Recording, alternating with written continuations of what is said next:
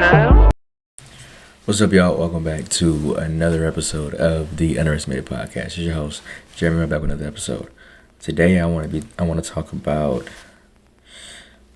some MMA, some UFC. It's something that I haven't really tapped into in a minute. Y'all know I try to keep this podcast as diverse as possible, and I never try to stay in the same sport for too long.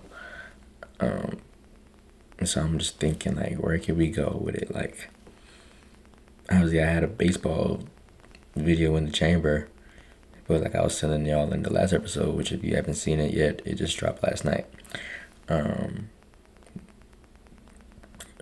Me doing the Super Bowl LX preview between the New England Patriots and my Seattle Seahawks. But yeah, the audio did not register, so that unfortunately had to get scrapped, which sucks. I thought it was pretty good.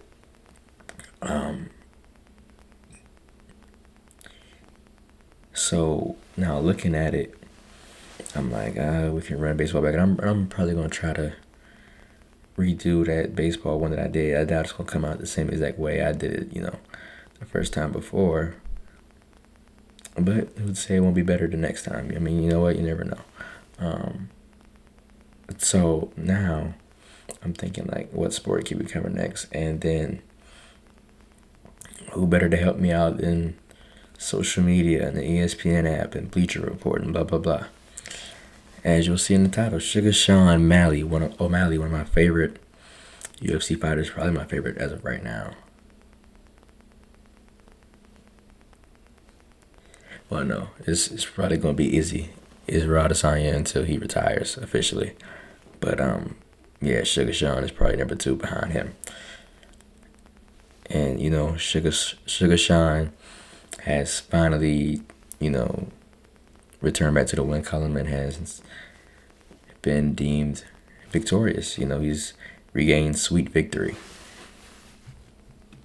So, Suga Sean on Saturday, January 24th at 9 p.m. in UFC 324 in the bantamweight co-main event defeated Song Yadong. I think I said that right. Song Yadong, and by decision in the third round with 5 minutes to go. Now that shoots Sean O'Malley up to 19-3 and 1 no contest. And before, I'll just say it like this. Song Yadong is now dropped to 22-9-1 and 1 no contest. I think Sean O'Malley needed this fight to sort of regain confidence. Obviously you can tell, and I follow him on social media, that when he's lost the 2 fights back to back prior to Merab, it sort of kind of sunk him mentally, and then he also and the result of all of that, suffered an injury, which can put you down in the dumps even more. But if you're looking at his resume, right, all 22 fights, or 23, he's got some pretty nice wins. We're talking about guys like Marlon Vera, Peter Yan, Aljamain Sterling, Marlon Vera again. So it's going to be interesting to see who he challenges next, because you can say what you want, but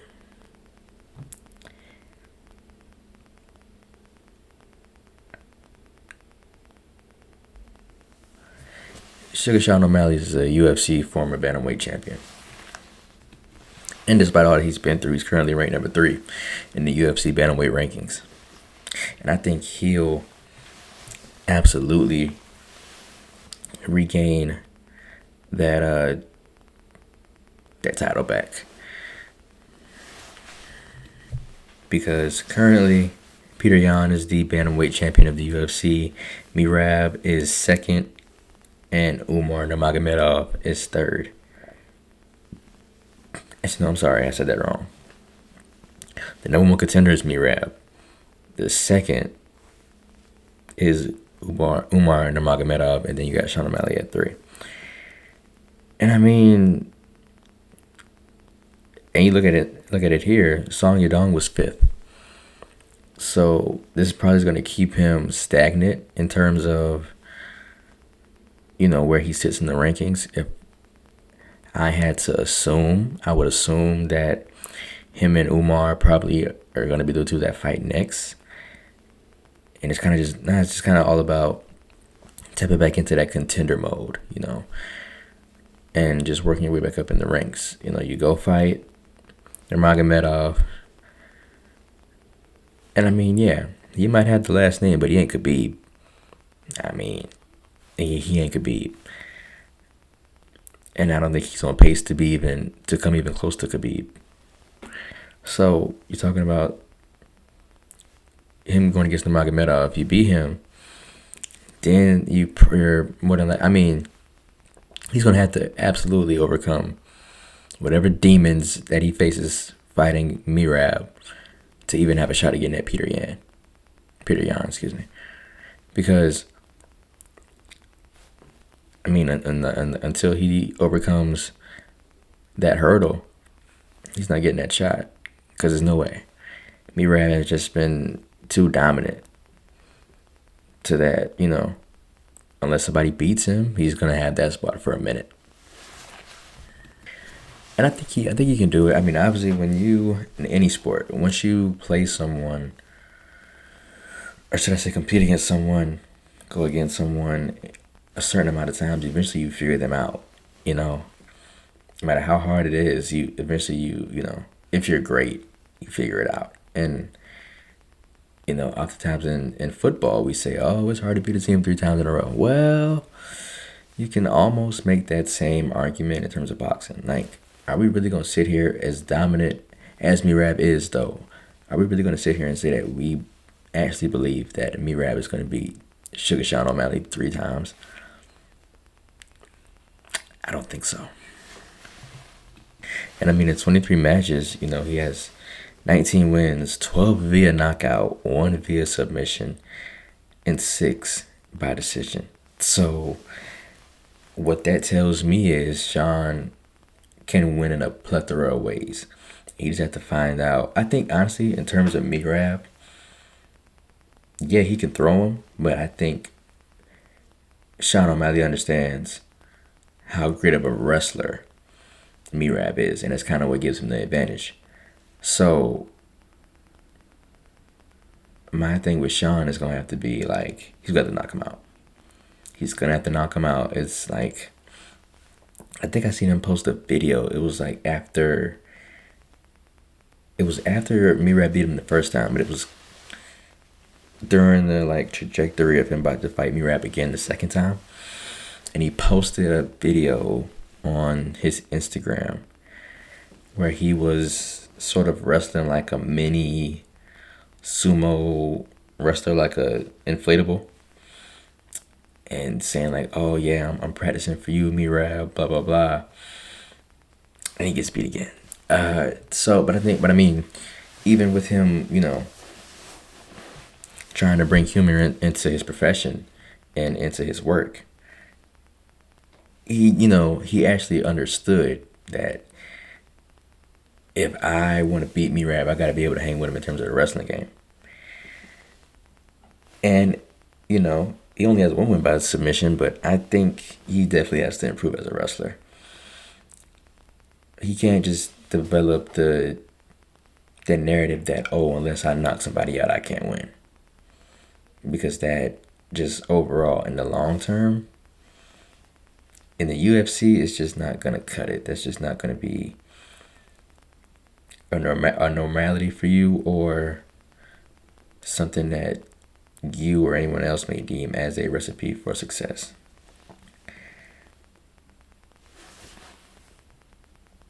And so we're looking at somebody like Merab. Merab is 5 inches shorter than Sean O'Malley. Merab has 26 total fights, 21 wins, 3 by knockout, 2 by submission, and 16 by decision. Wow. But if I'm Sean O'Malley, I think that gives me some confidence too, because you only win 2 fights by submission, and you're pretty much known for your wrestling. And I've won 1 fight by submission, and I'm known, for my hands and my feet mostly. I think that's pretty impressive. And so at the end of the fight, the scorecard ended up being 29-28 for all 3 judges. Obviously, with Suga Sean winning by unanimous decision. And this, honestly, looking at the card, could have been looked at as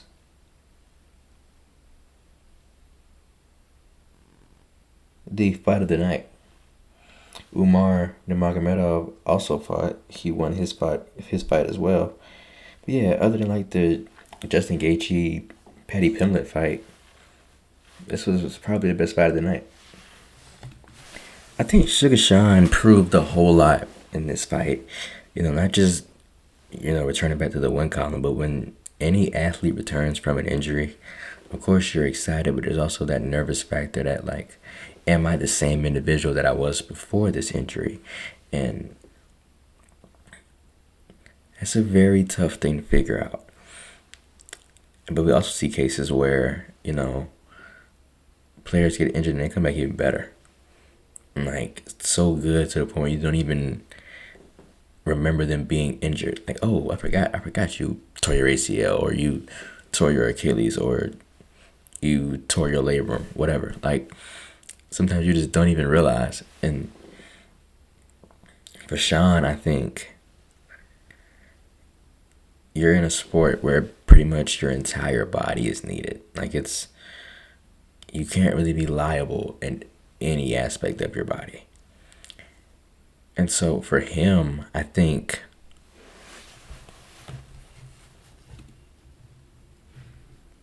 in this fight, he showed extreme patience. He was poised. He was technical. He just did what needed to be done to win. And the way he won, oh my goodness. That was a pretty interesting way to end things off.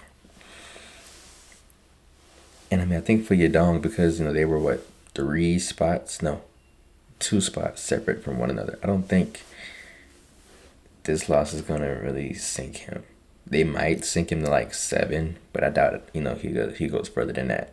And it's if they sink him, I don't know if I doubt they will. Yeah, but for Sean, I think it's got to be Umar next. I haven't seen anything of him challenging anyone. Knowing him, he's probably going to go straight for Merab, but I would, especially coming back from injury, I would work my way back up to Merab before just getting 1 fight, winning, and saying, all right, I'm ready for Merab again. Not necessarily the ideal situation.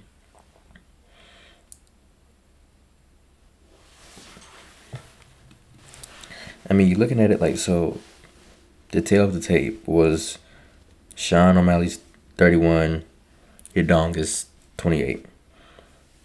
Suga Sean is 5'11", Yadong is 5'8". O'Malley is 135.5 pounds. Song was 136, or is 136. And O'Malley's reach is 5 inches longer than Yadong, with 72, and Yadong having 6'7", 67. You can honestly make the argument that this was sort of a comeback win for Sean O'Malley. A lot of people, I even heard some things, in the environment that I'm around, that, a lot of people did not favor Sean O'Malley to win this fight. And I can understand why. But in those first 2 rounds, man, Sean O'Malley kind of looked like a deer in headlights, that he's just like trying to figure it out, trying to get it together. But that third round was just beautiful. I think he kind of figured it out completely and then implemented whatever adjustments that needed to be made, capitalized. And man, if you watch the fight, or if you went back to go look at highlights or whatever, and you saw how busted up Yadong's face was heading into the final seconds of the third round. And even if you didn't see his face, Sean O'Malley's knee, from still trying to land, kicks and knees, flying knees, was, the blood got on his knee, and it's a representation of what he was doing. And he didn't really land much punches. He basically just beat Yadong throwing kicks and trying to wrestle, because he actually had him in the guillotine, I believe, twice, but didn't really hold firm either time that he locked it in. Yadong was able to work his way out of there both times within like less than 10 seconds. After I'm doing a little research, I do not realize that Sean O'Malley has challenged Peter Yan for the bantamweight title. So he is trying to regain prominence in the bantamweight division. And I mean, a lot of things did look sharp. His mannerisms, his technique, his footwork looked pretty solid in the fight. So there's a lot to build on for Sean O'Malley. And Peter Yan actually lost to O'Malley by decision. So, Suga Sean basically said after the fight, if Merab gets the shot, he's deserving. Absolutely. But Peter Yan, you got something that I want, and you want that rematch. So let's make it happen. And I mean, in that regard, now when, that perspective is brought into the equation, I don't think it's out of the realm of possibility that they might let Sean O'Malley jump and fight Peter Yan. But it's on Peter Yan. Like, you expect the number one contender to get the title shot, but it's not mandatory. Like, the champion still has to accept the fight. And so there obviously is a world that the UFC offers in Merab to fight Peter Yan. Peter Yan declines. Of course, Sean O'Malley would more than likely be next in line, and then Peter Yan's like, yeah, let's do that. So man, I'm so happy for Suga Sean. I'm glad that he's back. It made me very ecstatic the next day when I found out that, not the next day, but watching the fight, and then seeing that he did win. It just, for all things considered, it was just great to see. But it's a very promising win in the same breath, because there still is so much stuff that he has to work on if he even thinks he has a shot at beating Peter Yan again, or maybe having to go through Merab a third time and not even winning, beating him yet, to try to even get a shot at Peter Yan. So there's a lot of scenarios that can play a part in this particular fight, and what this division entails in the future. But I think it's going to be very interesting.